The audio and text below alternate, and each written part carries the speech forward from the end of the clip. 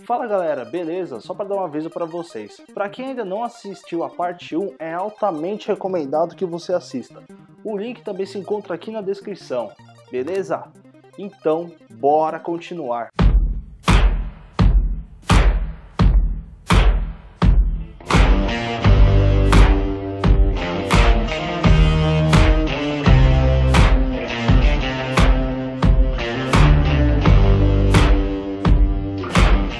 Em 95, a Nintendo fazia uma das suas primeiras cagadas marotas e colocou praticamente tudo em risco a sua reputação. It came from the third dimension with its own brain, its own voice. Até hoje, o Virtual Boy é a única coisa em que a Nintendo deseja esquecer. Apresentado em novembro de 94, a Nintendo dizia ser algo revolucionário, assim como foi a sua Power Glove. Né, Nintendo? I love the Power Glove. It's so bad. Praticamente essa brincadeirinha da Nintendo fez despencar o valor de suas ações, só que hoje é um dos produtos mais procurados por colecionadores. Ainda que em 96, a Nintendo também tenta entrar nessa briga aí com uma PlayStation da Sony, pulando direto da fase de 16 bits para 64. Então a Nintendo anunciou o famoso e mais procurado até hoje, o Nintendo 64.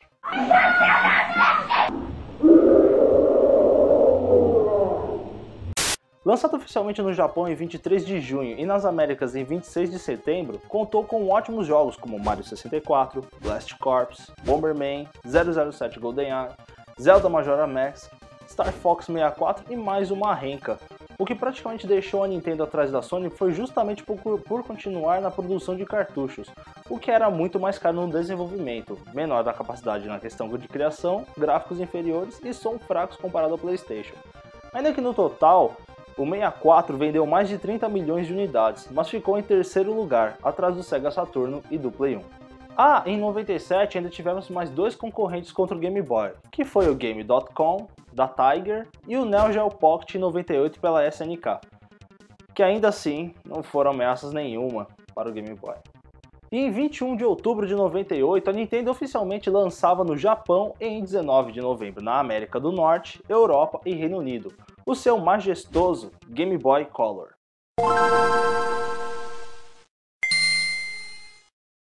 Apresentando finalmente tela colorida, sendo um pouca coisa mais grande e grossa. Comparado ao Game Boy Pocket, que era uma versão menor que o Game Boy comum, e combinados, o Game Boy, Game Boy Pocket, Game Boy Light e Game Boy Color venderam mais de 120 milhões de unidades no mundo todo. Não é à toa também que tudo isso graças à série Pokémon, que foi o puta de um estouro nos anos 90. Esse meu jeito de viver, quem nunca foi igual? A minha vida é fazer o bem vencer o mal. E praticamente após um mês depois do lançamento do Game Boy, a Sega deu seu último passo com o seu console, o Dreamcast. Man, stay off the light speed. My bad. Sonic Adventure on Sega Dreamcast. It's thinking. Ainda que a Sega no tempo de desenvolvimento do projeto dividiu em dois times, sendo um nos Estados Unidos e outro no Japão. O projeto japonês ficou conhecido inicialmente como Dural ou Katana e envolvia a Sega Corp, Hitachi e a NEC. O americano era dirigido pela Sega Soft, Microsoft e a 3D-FX, e tinha o codinome de Black Belt. Nos Estados Unidos ele chegou custando cerca de $200 e pela primeira vez na história já possuía um modem embutido para poder jogar online com uma velocidade de 56 KB. Ainda que aqui no Brasil ele chegou em 99 e graças a quem? Tectoy. A Sega faturou mais de 100 milhões só no primeiro dia de vendas e mais de 1 milhão de consoles foram vendidos durante 70 dias.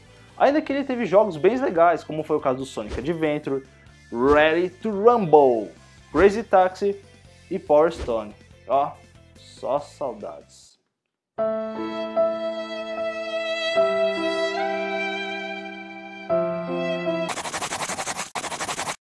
E abrindo a sexta geração, no século XXI, foi lançado oficialmente no dia 4 de março no Japão, o PlayStation 2. Já no dia 26 de outubro veio para cá para as Américas, e posteriormente no dia 24 de novembro na Europa.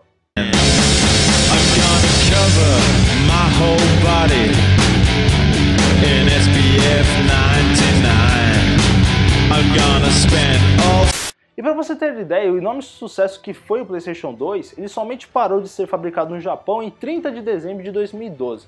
E no mundo todo não faz muito tempo não, cara, parou em 8 de novembro de 2013. E olha que o Play 2 contou com mais de 4.000 títulos e vendeu mais de 157 milhões de unidades.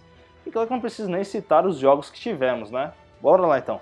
Gran Turismo, Resident Evil, God of War, Prince of Persia, Shadow of the Colossus, Bully, Need for Speed e uma Vibe. E em 2001 a Nintendo lançou o sucessor do 64, o seu belo e amado GameCube.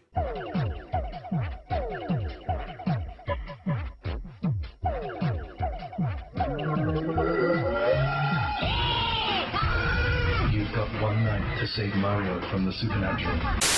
Isso que a Nintendo já vinha produzido ele desde 99 e originalmente ele seria chamado de Dolphin, ou se você preferir, Golfinhos. E com a evolução da Sony migrando da capacidade de CD para DVD, a Nintendo não quis seguir essa mesma linha, justamente por medo da pirataria. E ao invés de fazer em DVD, ela quis fazer em mini DVDs, com capacidade para 1.5 GB. Mas não confundam mini DVD com o MD do PSP, mas voltando ao GameCube. Devido a essa mídia diferente, muitos fabricantes não quiseram colaborar para o desenvolvimento de jogos exclusivos para o console. Mas o console foi apoiado principalmente por jogos da própria Nintendo, vendendo mais de 20 milhões de unidades, contando com Bomberman Generation, FIFA Street, Legend of Zelda Wind Waker, Mario Party, Mario Sunshine e mais uma renca. Aí em 2001, mais precisamente em novembro nos Estados Unidos, a Microsoft anunciava o seu gigante e novo console.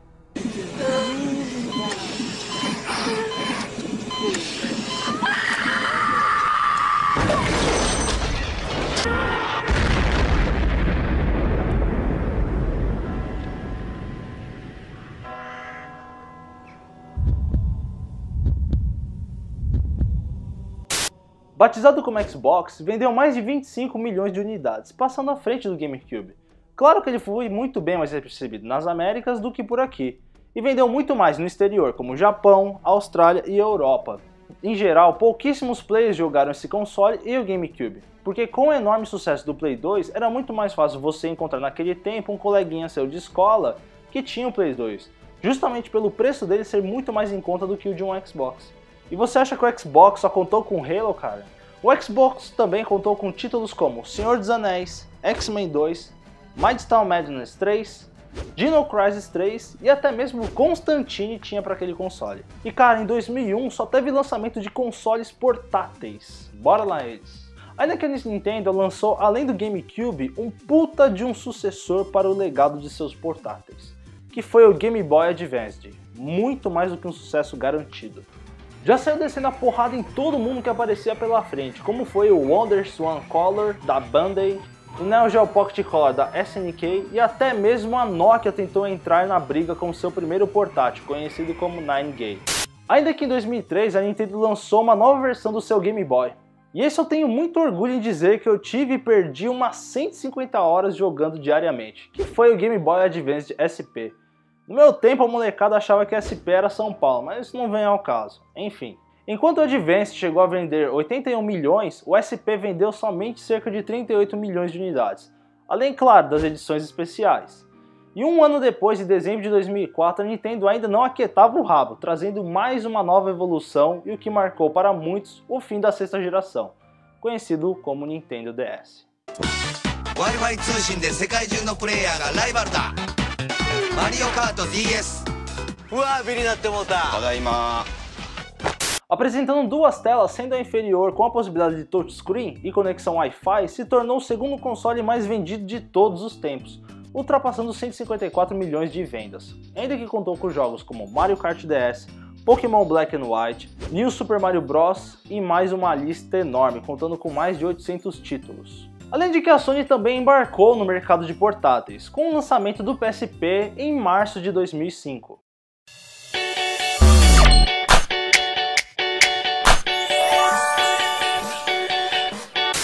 Ultrapassando 80 milhões de vendas, claro, contando com todas as versões, desde a série 1000 até o Go, que foi uma bosta no meu caso, para muitos ele foi um Play 2 de bolso, mas com diversos diferenciais. Até de servir como stream para o Play 3 ele serve, e a sua mídia também era única, e não havia como ser pirateada. mas não impediu com que as pessoas não fizessem uns breaks à parte. Fora os clássicos como Patapom, Monster Hunter, Assassin's Creed Bloodlines, Sonic Rivals e mais um leque de jogos. Cara, enfim, pra mim eu acho que ele foi um dos melhores portáteis que eu já tive na minha vida. Abrindo a 7ª geração, a Microsoft apresentava o Xbox 360 em 16 de novembro de 2005 nos Estados Unidos, 5 de dezembro na Europa e 10 de dezembro no Japão.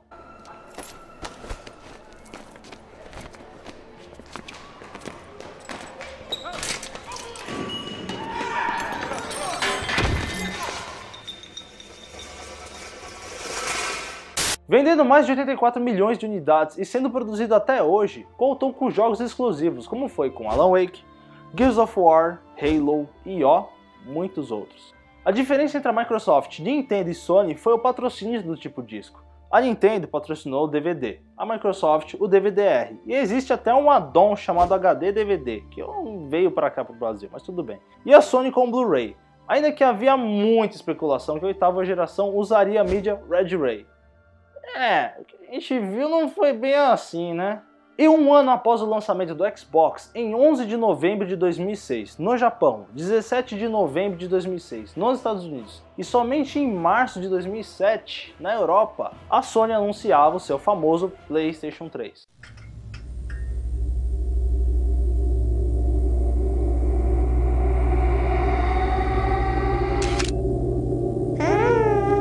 Ainda que o Play 3 contou com diversos exclusivos, como foi The Last of Us, Uncharted, Little Big Planet e vai chovendo de lista de jogos. E a Sony somente agora, no finalzinho de 2013, que ultrapassou a Microsoft em número de vendas. E você sabe por qual jogo? Nem preciso falar mais nada, né? Praticamente uma semana após o lançamento da Sony, era a vez da Nintendo anunciar mais um sucesso em vendas, ultrapassando 100 milhões de unidades, o Nintendo Wii. Here we are. It's a boss battle. Everyone attack. I'm gonna get you. Best one wins. Oh yeah, I jumped on your head. Peach! These rules. You're going down, Dad. What's going on here? Por mais que fosse inferior aos seus concorrentes, o Wii só foi mais vendido por conta de ser um console mais familiar e com seus clássicos e exclusivos, como foi Super Smash Bros, Donkey Kong, Super Mario Galaxy, enfim, os mesmos clássicos e sempre desejados por muitos.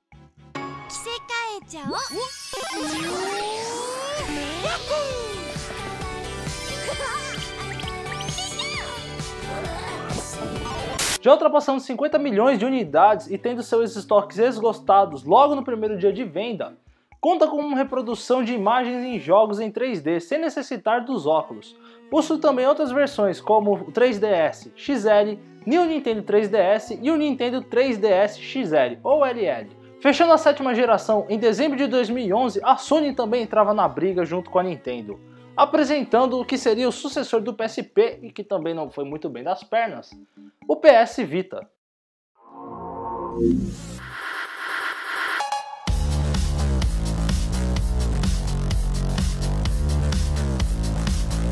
Até hoje ele não está tão bem como foi seu antecessor, mas ainda não chegou, pra você ter ideia, não bateu nem 10 milhões de vendas comparado com o seu rival 3DS, que já ultrapassou facilmente os 50 milhões. Um dos maiores motivos dos jogadores é a falta de jogos e suporte da Sony, mas se você dar uma boa pesquisada, o PS Vita já possui mais de 500 títulos, mas nem todos são tão bons como os que tinham no PSP, ou não passam de console para portátil, só que mais limitado. E finalmente já entramos na nossa geração atual, a 8ª geração. Tendo seu lançamento em 18 de novembro de 2012 na América do Norte, 30 de novembro na Europa e em 8 de dezembro no Japão, a Nintendo anunciava o seu querido por muitos e odiado por vários Nintendo Wii U. It's time for a whole new Nintendo experience. Wii owners and newcomers alike, it's time to play Wii U. Até hoje essa treta de falar que o Wii U é de 7ª geração é tudo por conta do seu poder computacional e arquitetura, se equivalerem ao do Play 3 e o do Xbox 360. Atualmente o Wii U se encontra aí na casa dos seus $1.700, uma versão deluxe da vida. E com essa atual saída da Nintendo, é bem provável que o preço dê uma subida aqui no Brasil. Por enquanto o Wii U já está quase na casa dos 10 milhões de unidades vendidas e conta com algumas funcionalidades exclusivas graças ao seu novo Gamepad. E em 15 de novembro de 2013 foi lançado na América do Norte e em 29 de novembro de 2013 na Europa e na América do Sul em 22 de fevereiro de 2014 no Japão, o PlayStation 4.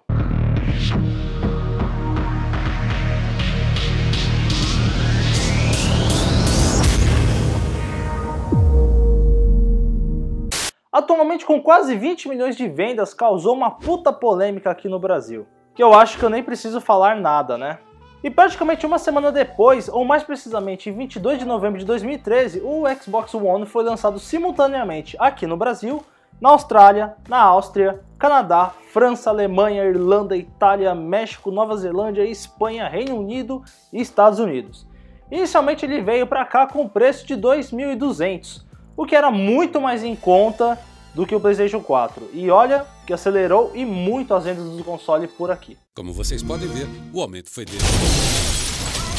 Fantástico, surpresa.